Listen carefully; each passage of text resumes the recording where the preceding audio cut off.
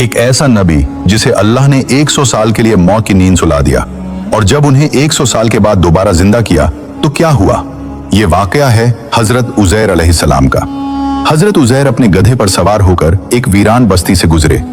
घर टूट चुके थे, जिंदगी का कोई निशान नहीं था, जैसे सदियों से किसी इंसान का कदम न पड़ा हो।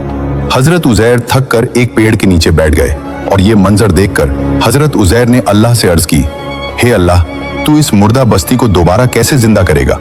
अल्लाह ने उसी वक्त हजरत उजैर को मौत की नींद सुला दिया और उनका गधा वहीं खड़ा रह गया। खाना और पानी सब वहीं रखा रह गया। समय बीतता गया, दुनिया बदलती चली गई।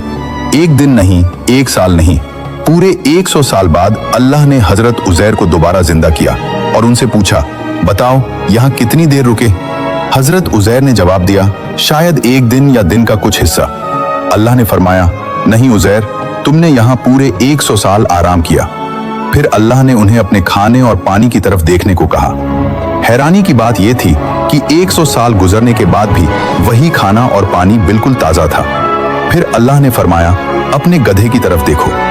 जब उन्होंने अपने गधे की तरफ देखा तो वो पूरी तरह हड्डियों में बदल चुका था। और फिर अल्लाह ने उनके सामने अजीब करिश्मा दिखाया।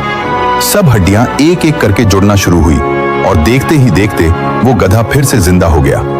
ये मंजर देखकर हजरत उजैर की आंखें हैरत से भर गईं और हजरत उजैर ने फरमाया, बेशक अल्लाह हर चीज पर कादिर है। ये वाकया हमें यह सिखाता है कि जिस अल्लाह ने 100 साल बाद एक इंसान को दोबारा जिंदा कर दिया, बिल्कुल वैसे ही अल्लाह कयामत के दिन पूरी इंसानियत को दोबारा जिंदा करेगा और हर इंसान से उसके अमल का हिसाब लिया जाएगा। अगर आपको भी अल्लाह की कुदरत पर यकीन है तो कमेंट में दिल से लिखिए अल्लाहू अकबर और लाइक सब्सक्राइब जरूर करें।